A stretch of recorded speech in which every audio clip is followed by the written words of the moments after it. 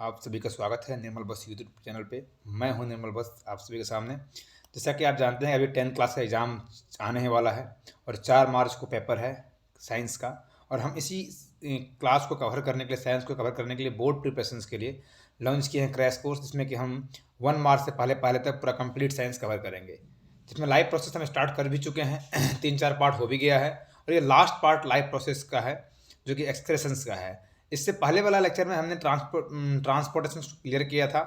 अगर अभी तक आप नहीं स्टार्ट किए हैं, जो फर्स्ट बार ये वीडियो देख रहे हैं, उससे रिक्वेस्ट है कि वो जाके फर्स्ट वीडियो से देखें। बहुत ही कम टाइम में कवर करते हैं, 15 मिनट पर डे हम लोग लेते हैं आपका, जिससे कि आपका एक साइंस अच्छे से हो सके, ताकि आप साइंस में 90+ मार्क्स को अचीव कर सकें। ये टारगेट है ये क्रैश कोर्स का। 90+ वो भी अचीव कर सकते हैं जो अभी तक साइंस में बहुत ही कम पढ़े हैं, या फिर जो ज़्यादा पढ़े हैं उसका रिवीजन हो जाएगा। और ये क्रैश कोर्स आप जानते हैं कि ये क्रैश कोर्स का मकसद है कि उतना ही पढ़ाना इसमें जितना बोर्ड पॉइंट ऑफ व्यू से एसेंशियल्स है। इसमें हम पीआईटी नहीं करा रहे हैं, तो आप ज़्यादा ये ना निकालें कि इसको हम सर एक्सप्लेन ज़्यादा से अच्छे से नहीं किए और उसको कम किए। एक्सप्लेनेशन का यहाँ पर बहुत ही कम ज़रूरत है। यहाँ बस इतना ज़रूरत है कि क्या पॉइंट बोर्ड में एज इट इज आता है। ये सब जगह होता है, जितना भी आप हायर एग्जाम देंगे, चाहे मेडिकल कॉलेज में, तो कहीं पर भी आप एग्जाम देंगे, तो वहाँ भी लास्ट एग्जाम टाइम में लोग एग्जाम पॉइंट ऑफ व्यू से ही पढ़ते हैं। इसी को हम बोलते हैं स्मार्ट स्टडी। आप सुने भी होंगे कि स्मार्ट स्टडी करना चाहिए। क्या है स्मार्ट स्टडी?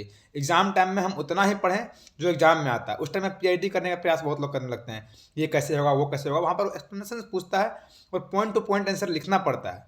वो ये नहीं पूछता है आप इसको कहाँ समझे, कैसे समझे। तो एग्जाम पॉइंट ऑफ व्यू से ये बहुत ही एसेंशियल्स हैं, आप इसे ध्यान से देखें। लास्ट क्लास में हम लोग ट्रांसपोर्टेशन कंप्लीट किए हैं। ट्रांसपोर्टेशन से प्लांट भी स्टार्ट किए थे, जिसमें जैलम फ्लोएम पढ़े थे कि जैलम वाटर्स का करता है, मिनरल्स का करता है, फूड वगैरह का फ्लोएम करता है। और जैलम जो होता है वो कैसे करता है? विदाउट एनर्जी, एनर्जी उसमें नहीं होता है, और जो फ्लेम होता है एनर्जी को यूज करता है, ठीक है। और उसके हेल्प से जो different different parts of plant है वहाँ फूड को पहुँचाता है। जैसे कि प्लांट में लीफ के अंदर आप जानते होंगे कि फोटोसिंथेसिस की हेल्प से क्या बनता है? फूड बनता है। और वो फूड को फ्लोएम क्या करता है? डिफरेंट डिफरेंट ऑर्गन्स को देता है प्लांट का, जिससे प्लांट उसको यूज करके अपना सर्वाइवल को कर पाते हैं और अपना डेली यूज में वर्क कर पाते हैं। और जो फूड बच जाता है वो प्लांट के रूट्स में जाकर स्टोर हो जाता है, ये भी आप जानते हैं। ये कल बता चुके थे। एक वर्ड प्लांट के ट्रांसपोर्टेशन में छूट गया था, वो है ट्रांसपीरेशंस। आप जानते हैं कि प्लांट से वाटर का लॉस होना इन the form of water vapour, वही क्या है? ट्रांसपीरेशन। 6th क्लास से आप पढ़ रहेंगे। ये जो प्लांट होता है उसका एरियल पार्ट से, एरियल पार्ट मतलब वो पार्ट प्लांट का जो एयर का कंटेक्ट में है, उसको बोलते हैं एरियल पार्ट। उसमें वैसे कौन सा पार्ट? लीफ। जो प्लांट का लीफ है वो सबसे ज़्यादा ट्रांसपीरेशन करते हैं। और उसके अलावा थोड़ा बहुत ट्रांसपीरेशन स्टीम से भी होता है, इसलिए एनसीईआरटी स्पष्ट लिखा है फ्रॉम एरियल पार्ट्स। तो आप ये नहीं बोल सकते हैं कि स्टीम से ट्रांसपीरेशन नहीं होता है। होता है, बहुत ही कम अमाउंट में होता है as compared to leave, but होता है। इसलिए हमने क्या वर्ड यूज किया? Aerial parts. एरियल का मतलब यही होता है कि एरियल का मतलब यही हुआ कि जो वो पार्ट जो प्लांट के डायरेक्टली एयर के कंटेक्ट में है उसको बोलते हैं एरियल, जैसे कि लीफ और स्टीम वगैरह हो गया, ठीक है। तो ट्रांसपीरेशन क्या हुआ? जो प्लांट का लीफ है, इस लीफ से वाटर वेपर का लॉस होना, एनवायरमेंट में वाटर का जाना, यही क्या कहलाता है? ट्रांसपीरेशन कहलाता है। और ये ट्रांसपीरेशन से क्या होता है? प्लांट के अंदर वाटर का डिफिशियंसी हो जाता है। और वो डिफिशियंसी के कारण क्या होता है? प्लांट के अंदर वाटर का जो स्कार्सिटी होता है, उससे प्लांट के अंदर एक ट्रांसपीरेशन पुल नाम का चीज होता है क्रिएट, जो 11th में बहुत डिटेल में है। आप इतना समझ लें कि जो प्लांट में ट्रांसपीरेशन के हेल्प से वाटर का लॉस होता है, वाटर का लॉस होना, वाटर वेपर्स, वही तो कहता है ट्रांसपीरेशन। तो वो लॉस होने से प्लांट के अंदर वाटर का स्कार्सिटी हो जाता है। और वो स्कार्सिटी के कारण जो प्लांट के स्टीम है, ये स्टीम के अंदर वाटर का कमी हो जाता है।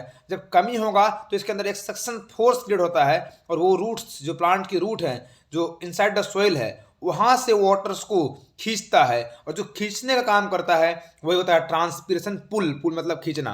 स्टीम पानी को रूट से ऊपर खींच लेता है। क्यों? क्योंकि प्लांट में जो पानी था वो लिप के माध्यम से ट्रांसपीरेशन में लॉस हो चुका है। और जब लॉस हो चुका है तो अब प्लांट को और वाटर चाहिए, और वाटर का नीड है, और वो नीड पूरा करता है। तो सबसे पहला फंक्शन आपसे अगर पूछे what is the function of transpiration, तो आप बोलेंगे कि absorption of water, upward movement of water and minerals by creating pull. बताएं ही कि प्लांट के अंदर ट्रांसपीरेशन पुल होगा, क्रिएट क्यों होगा? क्योंकि प्लांट के अंदर वाटर का स्कार्सिटी होगा, तो वाटर को रूट से वो खींचेगा। तो खींचेगा इसलिए क्या बोलेंगे? ट्रांसपीरेशन पुल बोलते हैं। समझ पा रहे हैं? वो हुआ ट्रांसपीरेशन पुल। अब अगर ट्रांसपीरेशन पुल क्रिएट हुआ तो प्लांट में वाटर ऊपर जाएगा और मिनरल्स भी ऊपर जाएगा। ये सबसे पहला फंक्शन हुआ। और अगर प्लांट ट्रांसपिरेशन करेगा तो लीफ के हेल्प से प्लांट का टेम्परेचर मेंटेन रहेगा।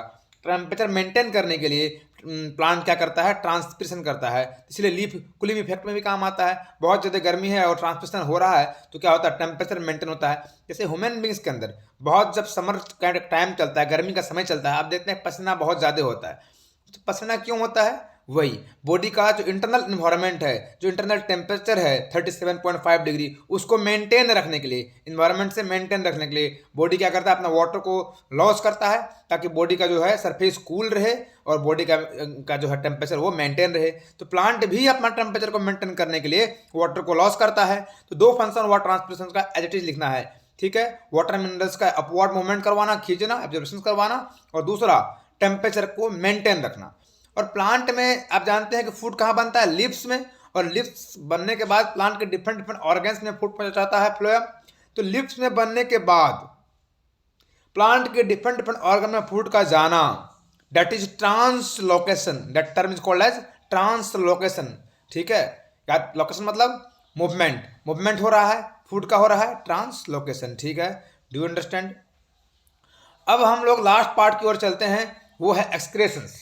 ये पार्ट कवर करते ही आपका लाइफ प्रोसेस हो जाएगा कंप्लीट। और नेक्स्ट टॉपिक का डिमांड है हेरिडिटी, जहां बच्चे बहुत ही कंफ्यूजन में रहते हैं और उसको हम इतने अच्छे तरीके से करेंगे, 4 लेक्चर में या 3 लेक्चर में हेरिडिटी हो जाएगा कंप्लीट।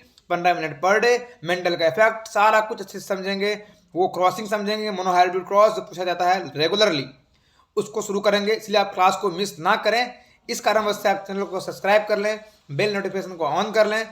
अब पर डे वीडियो आएगा, एक दिन भी मिसिंग नहीं होगा। इस बीच में 2-3 दिन हम वीडियो इसलिए नहीं डाल पाए क्योंकि मेरा भी कॉलेज में इंटरनल एग्जाम चल रहा था, मेडिकल कॉलेज में, इसलिए हम नहीं डाल पाए। लेकिन एक भी वीडियो मिस नहीं होगा, गारंटी है। और आपका सिलेबस जो है पहले हम कवर करवा देंगे। अब ये लास्ट ही फाइनल टच समझ के इसको पढ़िए, समझिए और एक बार जाकर घर पे देख लीजिए। फिर भी कोई दिक्कत हो तो आप कंटेक्ट करें, बेफिक्र कंटेक्ट करें। और आपके लिए हम जब तक एग्ज़ाम नहीं हो जाता है 24/7 अवेलेबल हैं, मतलब है, ये बोलने की बात नहीं है, ये फैक्ट है। एक्सक्रेशंस क्या होता है, बॉडी के अंदर से मेटाबॉलिक वेस्ट, जब बॉडी के अंदर डाइजेशन हो चुका है खाना का, आप जानते हैं कहाँ फिनिश हुआ, स्मॉल इंटेस्टाइन में। अब जो खाना का डाइजेशन हो गया, जो यूजफुल चीज़ है वो कहाँ चला जाएगा, ब्लड वेसल्स के अंदर, इंटेस्टाइन में। आप जानते हैं इंटेस्टाइन का जो इंटरनल वॉल होता है, ये इंटेस्टाइन का इंटरनल वॉल विलाई, ये क्या किया, यहाँ पर डाइजेशन हो गया। अब जो न्यूट्रिएंट वगैरह है, एसेंशियल चीज़ है, वो कहाँ जाएगा, ब्लड वेसल्स के अंदर जाएगा। और जो वेस्ट चीज़ बच जाता है, जिसका बॉडी में कोई काम नहीं है, तो उसको बॉडी से बाहर निकालना पड़ेगा ना। और बॉडी से बाहर निकालना, बॉडी से बाहर रिमूव करना किसका, वेस्ट चीज़ का, हार्मफुल चीज़ का। डे टू डे लाइफ में हम लोग बहुत ही बेकार चीज़ खा लेते हैं जिसको बॉडी का कोई यूज़ ही नहीं है, तो उसको बॉडी डायरेक्ट रिमूव करता है। ये हार्मफुल चीज़ बॉडी के लिए बहुत ही हानिकारक होता है और बहुत ही प्रोसेस में प्रॉब्लम करता है, डाइजेशन में, रिस्पिरेशन, सारा प्रोसेस को इफेक्ट कर देता है। मतलब कुल मिलाकर आप ये बोल सकते हैं कि लाइफ प्रोसेस को ही इफेक्ट करता है। इसीलिए हम लोग बोलते भी हैं कि हार्मफुल चीज़ यूज़ नहीं करना चाहिए।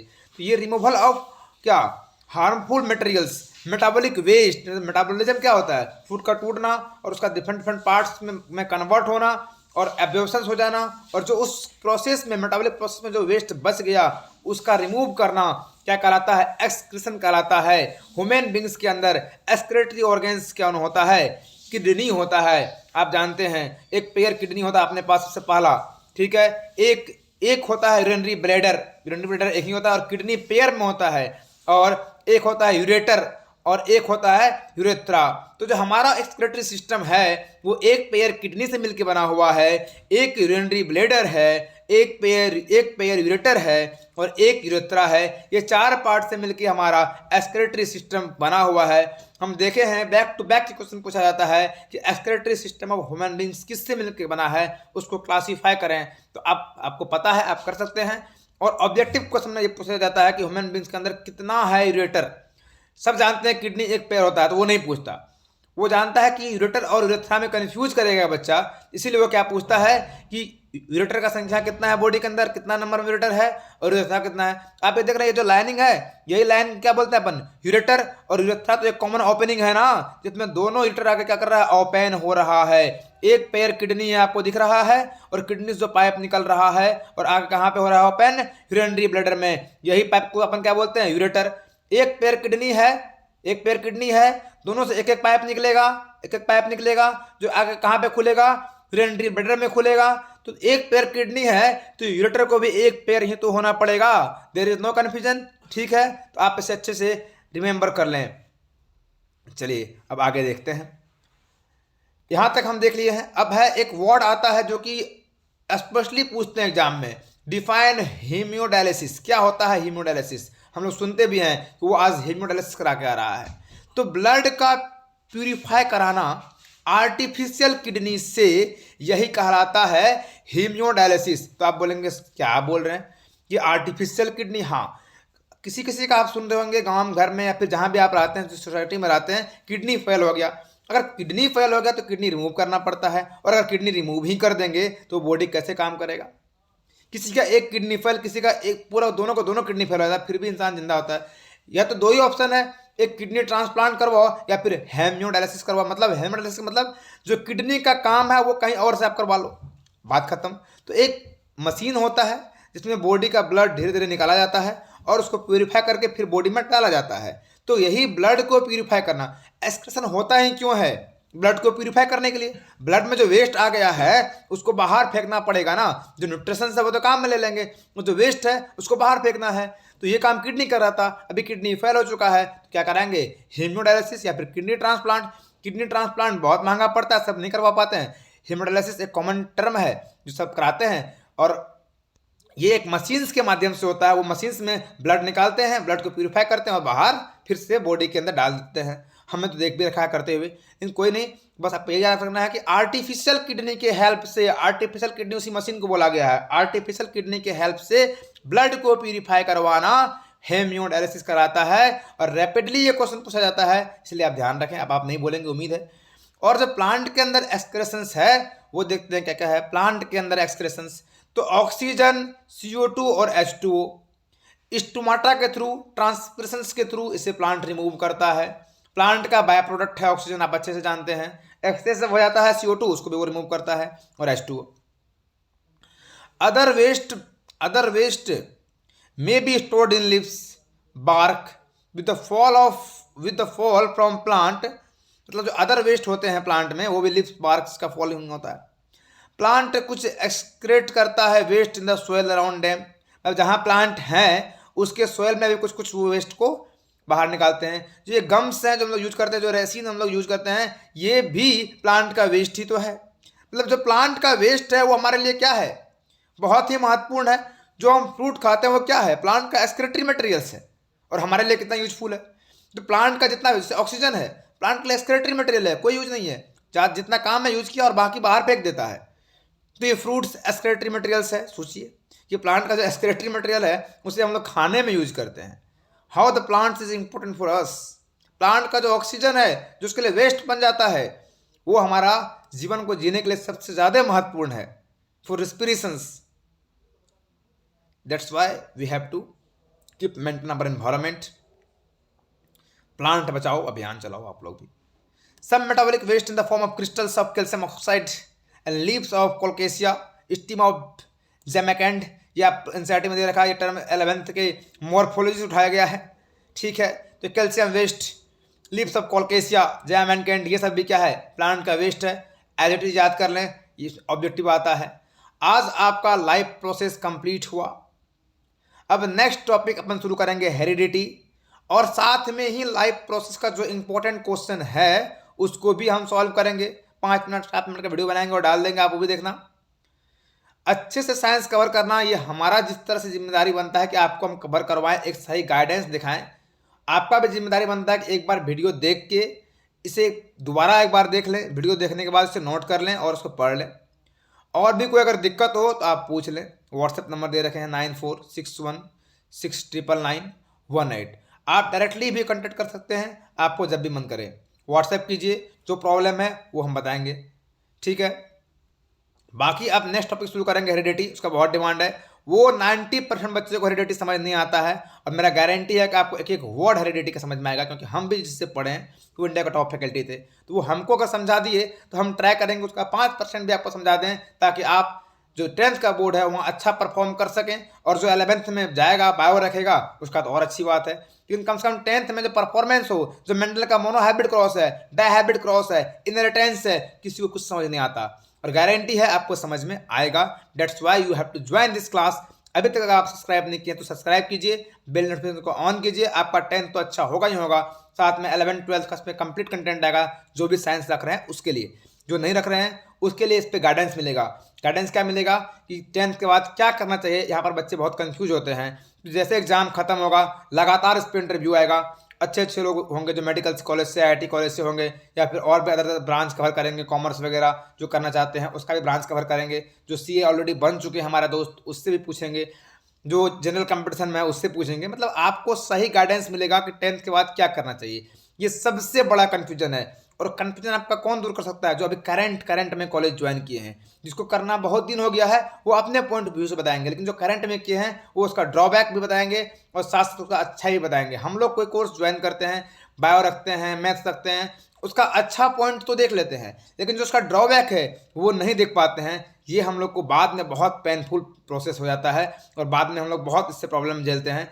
तो वो प्रॉब्लम ना हो उसको भी हम लोग 10th बोर्ड के बाद ही इस पे लाएंगे और रेगुलर लाएंगे, ताकि आपका वो गाइडेंस भी अच्छा से हो सके। फिलहाल आप इसको अच्छे से पढ़िए, कोई दिक्कत हो संपर्क कीजिए। अभी तक के लिए इतना ही, कल लाते हैं हेरिडिटी। Bye, good night.